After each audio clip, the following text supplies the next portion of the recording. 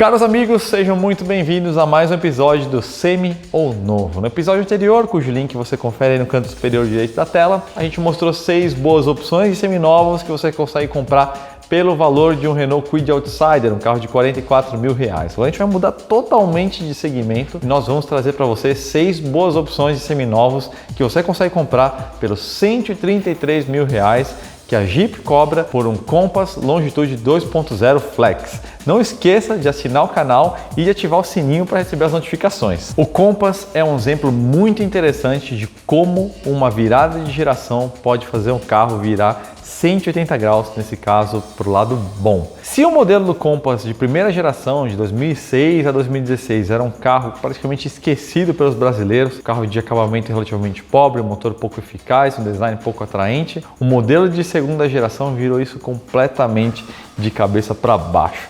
Em 2013, o Compass vendeu mais ou menos 900 unidades, ele é de primeira geração. Sabe quantas unidades do Compass foram vendidas no fechamento do ano passado? 60 mil unidades. Isso coloca o Compass como o SUV mais vendido do Brasil no ano passado. Uma marca impressionante, especialmente se a gente considerar que o número de vendas dele superou inclusive o do Corolla. O jeito mais simples de você entender o que o Compass é imaginar ele com a versão mais volumosa e mais sofisticada do Renegade, com o qual ele compartilha a plataforma. Mas tem uma diferença de estilo bem notória, né? O Renegade vai para um lado mais fora de estrada, flertando ali mais ou menos com as linhas do Jeep Wrangler, e o Compass ele busca mais ou menos o estilo do Grand Cherokee, né? Uma coisa mais sofisticada, inclusive ele replica várias das linhas de design, tanto na parte de fora quanto na parte de dentro do Grand Cherokee. Se o Renegade e o Compass compartilham o mesmo motor turbo diesel, quando a gente vai para o motor 4 cilindros, Flex, a história é completamente diferente. O Compass utiliza um motor muito mais moderno, o 2.0 Tiger Shark, um motor com 166 cavalos, duplo comando, bloco e cabeçote de alumínio,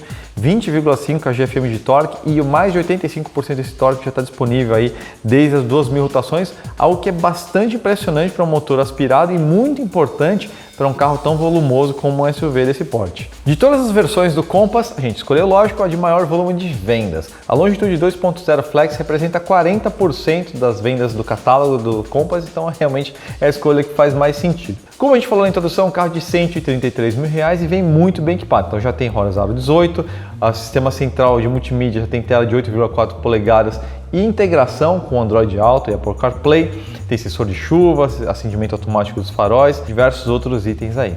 Agora, com esse valor, realmente abre um leque muito interessante de opções quando a gente vai para o mercado de seminovos desse porte de SUV. Na verdade, em termos de tecnologia, especialmente de motor, a gente consegue escolher vários carros com a tecnologia de downsizing, né? Injeção direta, turbo, então realmente são carros mais eficazes. Vamos olhar então essas opções que trouxemos para você.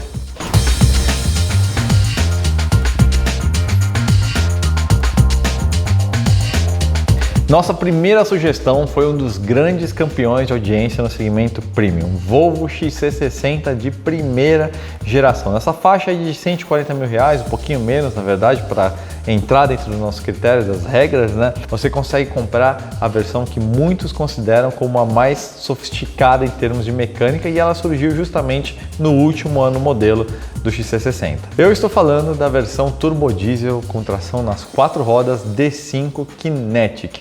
Modelo 2017, especificamente 2016, 2017, um veículo que vai estar aí na casa de 130 a 139 mil reais. Então, ele vai estar, vamos dizer assim, na parte superior da nossa regra de preço. É um carro que tem 220 cavalos, mas o principal, ele tem 44,9 kgfm de torque. É literalmente o dobro do torque do Compass. Então é uma opção muito, mas muito interessante se você lida com piso escorregadio, né, um barro ou alguma coisa assim, pela tração nas 4 rodas. Se você carrega muito equipamento, muita bagagem, ou se você viaja frequentemente em serra com a família. Realmente é uma opção muito mais forte do que o 2.0 aspirado do Compass. Esse XC60 é uma opção interessante não só por causa da força do motor turbo diesel, um carro com 14 centímetros a mais de entre-eixos, então ele realmente oferece um espaço traseiro para os passageiros muito maior. E a Volvo, é lógico, tem toda aquela tradição de segurança, XC60 não poderia ficar de fora. Então, alguns equipamentos que a gente tem, já tem 7 airbags, sistema de frenagem emergencial semi-autônoma, tem controle de velocidade de cruzeiro, faróis de xenônio direcionais, o que é muito importante em estradas de serra que não tem iluminação, e tem uma estrutura muito reforçada como todo Volvo. Eu vou dar uma outra dica em paralelo, que é o seguinte: se você prefere um motor a gasolina, vale lembrar que desde o ano modelo 2015 a Volvo já trouxe o motor Drive E, que é o que ela utiliza na geração atual do XC60, no modelo de geração anterior. É um motor muito forte, 245 cavalos e 35,7 kgfm de torque, com câmbio automático de 8 marchas. O diesel utiliza um câmbio de 6 marchas. Então essa é uma outra opção muito interessante para você considerar também. Mas nem tudo é vantagem. Sendo a plataforma mais antiga, você vai lidar com um sistema de multimídia muito mais antigo, sem conectividades, né?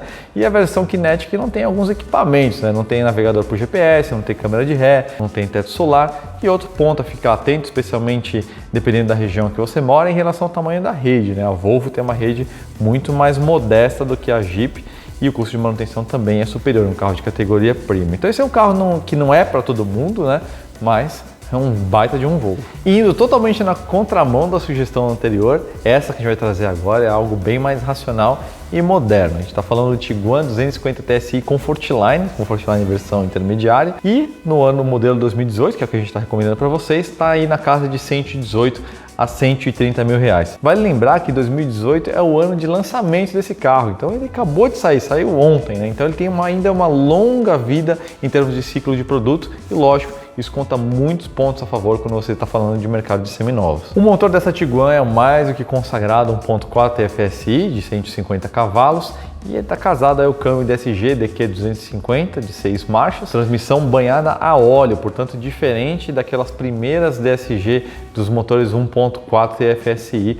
Realmente uma caixa muito mais robusta. Essa dupla aí leva o Tiguan 250 aos 100 km por hora na casa de 9,5 segundos, então um bom desempenho, ainda que não seja algo impressionante para a categoria, e é uma máxima de 200 km por hora, mais do que suficiente para as nossas estradas. Uma coisa que você deve atentar, seja como algo bom ou algo ruim, dependendo do uso que você vai fazer, é o porte. O Tiguan é um carro muito maior nessa nova geração, ele tem 4,70 de comprimento, o entre-eixos dele de 2,80 é 17 centímetros maior do que o do Compass. O porta-malas também é um latifúndio, 686 litros, e apesar disso ele pesa 1.598 quilos, 60 quilos mais só do que o Compass. Isso se deve à grande qualidade de construção, projeto da plataforma MQB, que emprega uma grande quantidade de aços de ultra alta resistência, que podem ser mais finos sem a perda de resistência. Então realmente é uma plataforma muito moderna, com esse carro mesmo grande ele não é tão mais pesado. Pacote de equipamentos do Tiguan Comfortline tem tudo aquilo que você espera de um veículo desse segmento. A gente tem aí 6 airbags, bancos de couro sintético, né? Sistema de infotainment, câmera de ré, banco de motorista com ajustes elétricos e memória, e sistema de cruise control, né, controle de velocidade de cruzeiro. Então é um carro realmente muito mais espaçoso, tem a opção de 7 lugares, né, você consegue configurar ali a terceira fila de bancos para você utilizar ou não. Mas é um carro muito maior, como a gente falou, então dependendo da sua vaga, dos usos que você vai fazer, talvez não seja tão interessante. Agora, tem um detalhe que não é tão elogiado, na verdade é criticado pelos proprietários, é em relação à resposta, né? Embora o motor TFSI seja muito bom, essa aplicação do 1.4 TFSI está no limite para o porte, né, para o peso desse carro. Então é um carro que realmente não tem uma agilidade tão grande. Então se você é um cara que talvez ache que o Tiguan é um carro grande demais para você, mas você quer algo refinado sem abrir mão, vamos dizer assim, do lado racional, mas com um tempero a mais aí de esportividade, nossa dica é para você ficar de olho no Audi Q3 1.4 TFSI também, na versão intermediária ambiente, ano modelo 2018, fabricação 2017. Você vai encontrar aí exemplares pouco rodados aí na faixa de 130 a 138 mil reais. Sim, ele utiliza a mesmíssima plataforma MQB do Tiguan, ele também utiliza o mesmo motor 1.4 TFSI, o mesmo câmbio DSG de 6 marchas banhado a óleo, mas é um carro com acabamento muito superior, lógico, uma percepção de refinamento muito maior por ser um Audi, mas é um veículo muito mais diminuto sem ser pequeno. Vou trazer aí um comparativo de números para vocês entenderem, visualizarem o quanto que ele é menor. Ele é 32 centímetros mais curto que o Tiguan, o entre-eixos dele é 19 centímetros menor, e aí com isso ele acaba ficando com uma proporção muito próxima própria do Jeep Compass, é apenas 3 centímetros mais curto de entre-eixos, e ele é 165 quilos mais leve do Tiguan, e é justamente isso que faz toda a diferença aí no momento que você precisar do pedal da direita aí numa ultrapassagem, numa subida de serra ou algo do tipo. E o ajuste de suspensão também do Q3 aproxima ele muito mais de um carro do que do SUV, é um carro realmente mais dinâmico do que o Tiguan. Um ponto interessante aí quando a gente compara o Compass com o Q3 é a questão do porta-malas. Ele tem 460 litros, que são 50 litros a mais do que o Compass, mesmo sendo 3 centímetros mais curto. Então, um projeto que aproveitou um pouquinho melhor ali o volume da carroceria. Em termos de equipamento, por ser uma versão intermediária, o ambiente já vem bem recheado aí. Tem umas coisas interessantes, ar-condicionado digital de 2 zonas, controle de velocidade de cruzeiro e tem sensor de estacionamento também na dianteira. Se você der sorte ainda, você encontra um Q3 ambiente com um teto solar panorâmico que faz parte aí do pacote Comfort. Então, o resumo da história do Q3 é que mesmo sendo um veículo de marca premium, você não necessariamente vai abrir mão de pacotes de equipamentos. Não vai pegar um carro mais modesto em termos de equipamentos se a gente comparar em relação ao Jeep Compass. Agora, a conta dessa sofisticação a mais que você vai incorporar para sua vida é na hora da manutenção, né? A Audi é uma marca premium, então realmente você vai ter um salto no custo da manutenção. Tudo bem que aí entre as marcas premium, a Audi aí é conhecida por ser, vamos dizer assim, uma das menos onerosas, o que não necessariamente significa que é barato. Mas ajuda muito aí, especialmente quando você for fazer manutenção fora do grupo da concessionária, o fato do powertrain, né, motor e câmbio, ser compartilhado aí com diversos veículos da marca Volkswagen. Agora, se você quer algo um pouquinho mais nichado, a nossa sugestão é para você ficar de olho no Mini Countryman Cooper S 2017 e 2018, um carro que você vai encontrar aí na faixa aí de 120 a um pouquinho mais de 130 mil reais. Na verdade, a nossa opção que a gente ia apresentar para vocês aqui seria o X1, que aliás é o carro que compartilha plataforma e conjunto de motor e câmbio com o Mini Countryman Cooper S. Mas tem um detalhe, o X1 para entrar nessa faixa de preço teria de ser um ano mais velho e também um carro que já está no 4º ano de mercado, então já está meio que no fim do ciclo do produto e ao contrário, o Mini Countryman chegou aí na metade de 2017, então comparando um ao outro, o Mini fica com uma opção mais feliz. Parte de motor e câmbio desse carro é realmente algo sensacional, 2.0 turbo de 192 cavalos, quase 30 kgfm de torque, o 0 a 100 desse carro aí na caixa de 7,4 segundos, então um dos carros mais rápidos dessa lista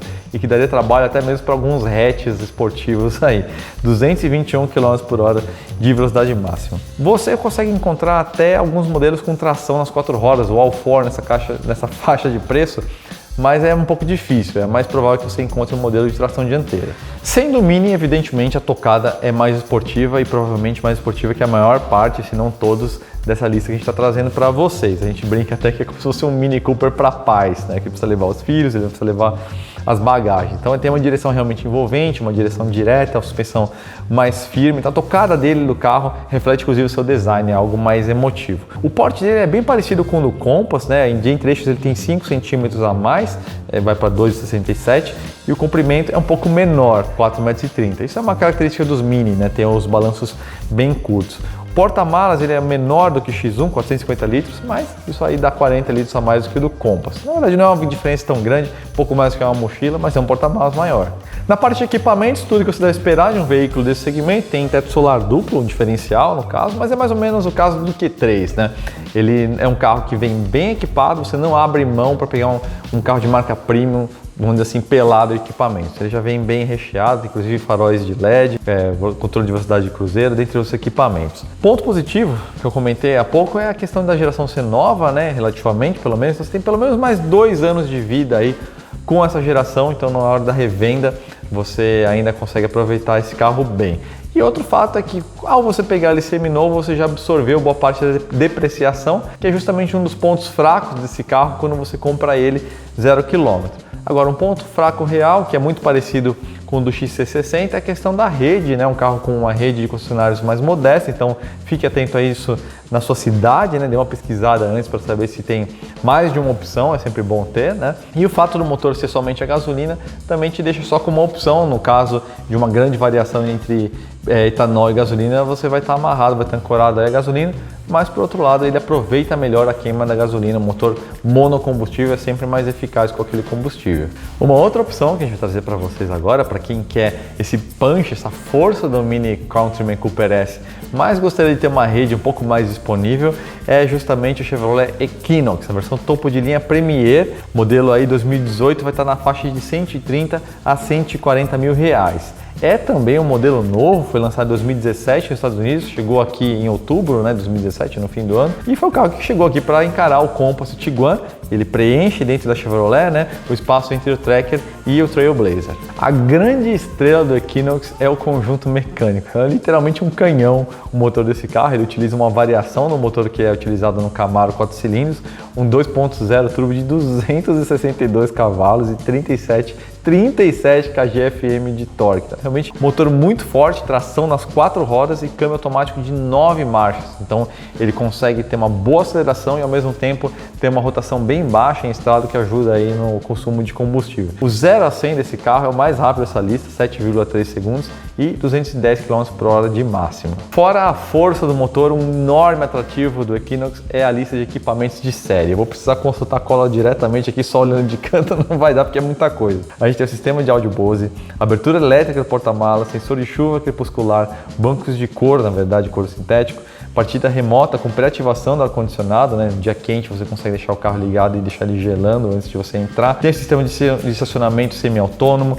tem controle de velocidade de cruzeiro semi-adaptativa, sistema de frenagem semi-autônomo de emergência, câmera de ré, teto solar panorâmico, faróis Full LED adaptativos e sistema ativo de cancelamento de ruído, que ajuda aí na percepção de quietude, né? De isolamento acústico. Para encerrar nossa lista, um carro que tem torcido o pescoço de muita gente na rua, o Peugeot 3008. Como assim o Peugeot na lista de usados? Eu vou explicar para você no fim dessa recomendação por que é interessante. O carro que a gente está recomendando é a versão topo de linha 3008, grife, com menos de um ano de uso, modelo 2018-2018. O preço dele vai variar entre 130 e 139 mil reais, mais ou menos. Sob o capô, o 3008 tem o mais do que consagrado do grupo PSA, motor 1.6 THP de 165 cavalos, 24,5 kgfm de torque, câmbio automático de 6 marchas com trocas aí por borboletas no volante, se assim você quiser. Ele roda só com gasolina, né? Vale lembrar. Embora não seja exatamente forte ou muito veloz para retomadas por causa do porte, né, do 3008. Vale lembrar que esse motor é utilizado no DS3, que é um hatch esportivo, mas lá ele fica mais rápido porque o carro é mais leve. Ainda assim, ele oferece um bom desempenho, 0 a 100 na casa de 8,9 segundos e máxima de 206 km por hora. Essa geração foi lançada em 2017 aqui no Brasil, então tem um ciclo de produto relativamente longo para frente. É possível e provável que aconteça um facelift daqui a 1 ou 2 anos, mas a plataforma certamente será a mesma, a EMP2, que é a mesma 308 e 508 europeus. Aliás, o carro vem importado da França e realmente é um concorrente direto do Compass. Em termos de proporção, inclusive, eles são muito parecidos.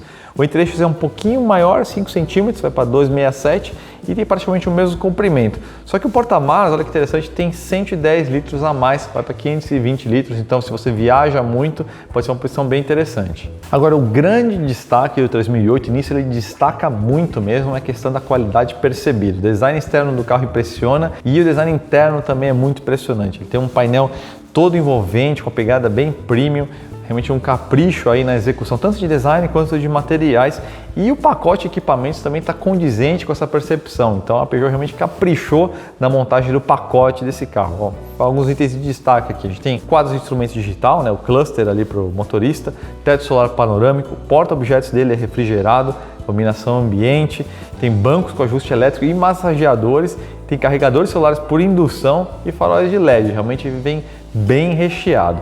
O acerto de suspensão, ele combina ali algo entre o firme e o confortável, então foi um carro bem balanceado. Ele permite uma tocada mais inspirada, mas vamos dizer assim, não vai te punir com uma suspensão mais dura. Então realmente é um carro, vamos dizer assim, mais confortável, por exemplo, do que o Mini Countryman.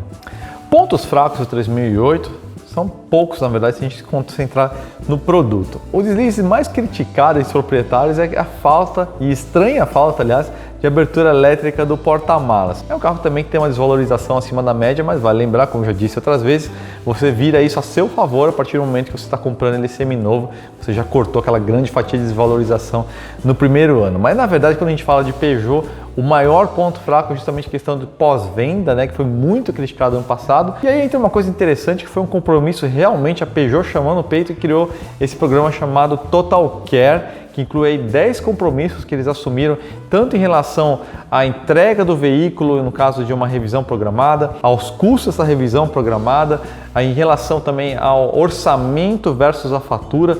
em vários desses cenários a Peugeot está assumindo aí as despesas, no caso até empréstimo de veículos, no caso de você não lidar com esses prazos. Então vale você procurar aí sobre esse programa Total Care, que realmente foi uma coisa muito interessante. A Peugeot quer realmente reverter essa percepção do cliente, chamou, né, para si esse compromisso.